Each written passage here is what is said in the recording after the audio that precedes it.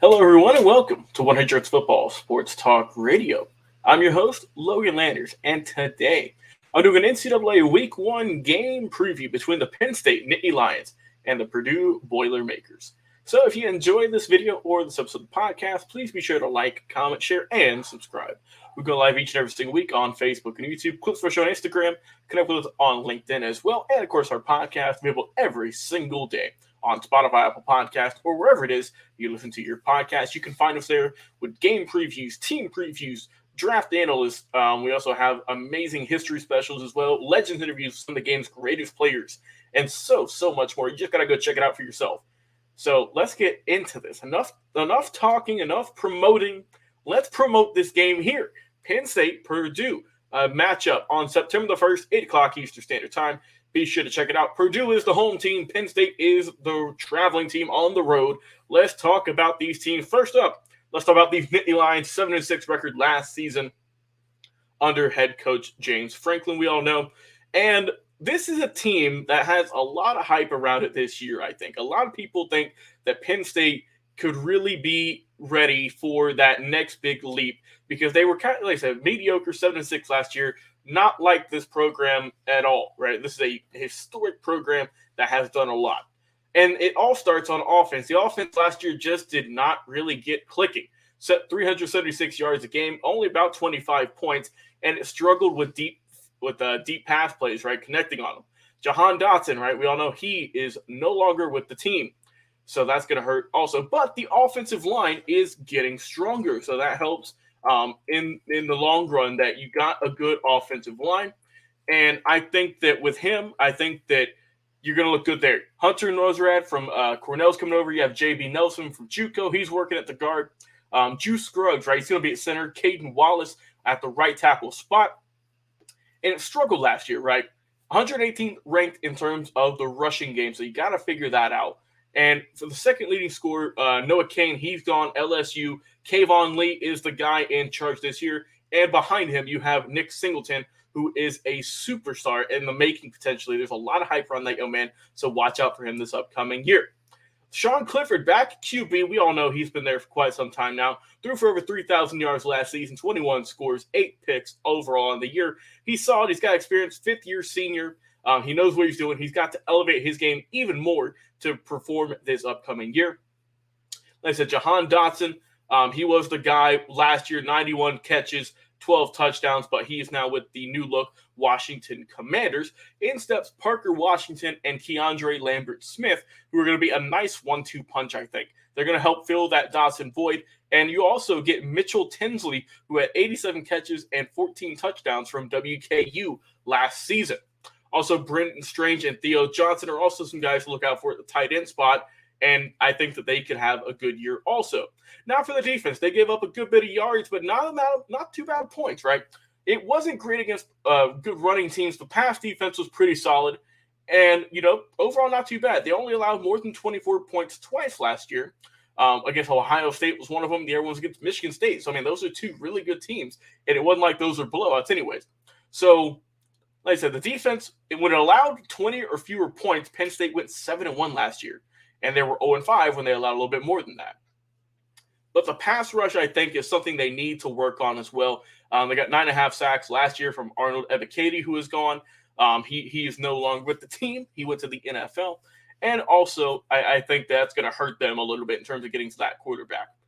You have guys like Danny Sutton, who's a really good recruit, and also Zane Durant is ready to get it rolling at his position, looking good there. Your tacklers, you got P.J. Mustford, Keziah Izzard as well, looking good. 2 vets right there in the tacklers there. Nick Tardburton, a good vet. You got Maryland transfer Demion Robinson, and also, like I said, with Dennis Sutton, who's going to help out as well. Linebacking core, Ellis Brooks and Brandon Smith, as well as Curtis Jacobs, could really help out. Like I said, you lost Brooks, you lost Smith, but Jacobs is, I think, a guy who can step up for this team. 61 tackles last year, 3 sacks. I think he could elevate his game even more. Like I said, there's going to be a little bit of a battle there, but I think that you do have some options you can work with. The secondary, you have Joey Porter, someone who I think that could really make a big leap in some draft boards if he plays as well as he did last season.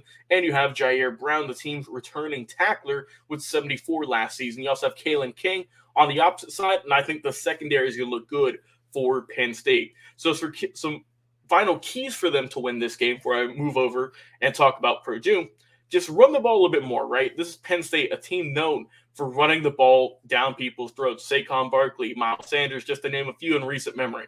They should not be averaging 3-something yards a carry. You got to average more than that. Come on. And for the defense, just pass rush, get to the quarterback a little more, get tackles for loss, get those TFLs, get those sacks, and stop them at the line of scrimmage. Let's talk about their opponent, the Purdue Boilermakers, the home team here. Purdue last season, really good, 9-4 overall with head coach Jeff Brom. And this is a team, let's talk about this, let's get it going. The offense for Purdue, it worked good during the air. This is how they got the nation's 5th best passing attack, So they can really hit you from anywhere. They averaged 440 yards and about 29 points per game last season. And we all know what they did with Tennessee, right? They just rolled over Tennessee in the bowl game in the Music City Bowl last year. 627 yards, 48 points. I mean, they're looking good. But you are losing David Bell, who is obviously, their top receiver from last season. He caught 93 passes last year, was a tremendous player. And you lost Jackson Anthrop, who had 53 catches. So who is going to help out? Who on that wide receiver depth chart is going to step up? I mean, Milton Wright could be a good option. He's a big threat, had 7 touchdowns last year, led the team. But he's academically ineligible. So that's going to be rough. You have Payne Durham, right? One of the best pass catchers in tight ends. So watch out for him. You also have Tyrone Tracy. He's a good player. And with Aiden O'Connell, the quarterback, coming into his 6th year at the program, I mean, he knows what to do, right? I mean, he is no stranger to how this system works and how Penn State gets things going. So it's going to be a little bit iffy for this team in terms of their passing attack compared to last season. But looking at the running game, it also is a little bit substandard, a little bit below average. Under 3 yards a carry last year, only hit 100 yards or more 3 times. But you do have a guy named King Daru at the backfield who is going to be able to rotate with a few other guys there. You have a good offensive line, pretty good. Like I say, Gus Hartwig as well. You also get Daniel Johnson from Kent State to help out. And for the defense really helped out. It was pretty solid. The pass rush was all right. The running game was okay. Finished 48th in the nation overall in terms of pass rush. And the defensive front, that's what I'm looking for them to step up. Even though the pass rush wasn't great, their run defense was pretty solid. They have good depth, they have good linemen, and they have good players. Really big guys. Brandon Dean is a great tackler. Lawrence Johnson as well, good vet. And Jalen Alexander is going to be hurtful because he is also gone from the program.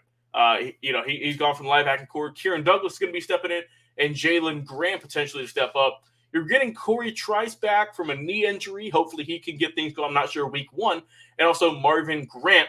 He is no longer with the team. He went to Kansas. But you do have Cam Allen, a really good player, a really good safety.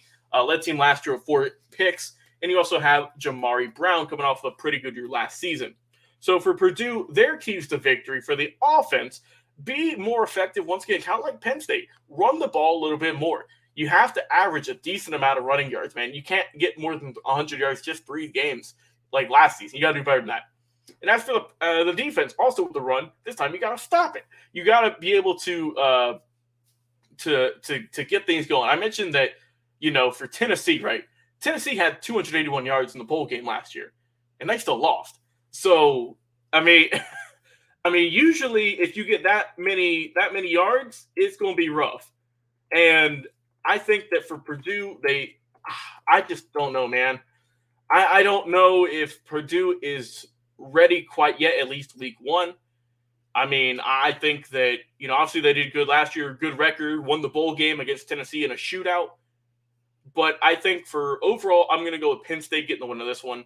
Final score for this, I'm going to go Penn State with a final score of 28 and Purdue 24. A close ball game. Like I said, I just don't know how this is going to roll. I think just all of the talent that Purdue lost is going to hamper them, at least in week 1. But I think Penn State with James Franklin and company, I think it's going to be a good win to kick off the year in 2022. If you enjoy the video, please like, comment, share, and subscribe. Also, check out our podcast available every single day, Spotify podcast, or wherever it is you listen to podcasts. We are available each and every single day over there and on Facebook and YouTube. Turn on notifications so you don't miss a single episode. With over 1,000 plus, there's got to be something that we've talked about for your favorite team, player, coach, whatever. But if you want us to talk about it maybe more in depth, or if you want us to talk about something that maybe we haven't talked about, we haven't covered yet, please put it in the comments and we will get to it as soon as we can. Whether you put it on Facebook or on YouTube, we check comments every single day. Once again, we just thank you for all the continued support you've been giving us over the last few weeks, months, and years here on the show. Like I said, I've been your host, Logan Landers. Have a great day, everyone, and we will talk to you again on another live episode.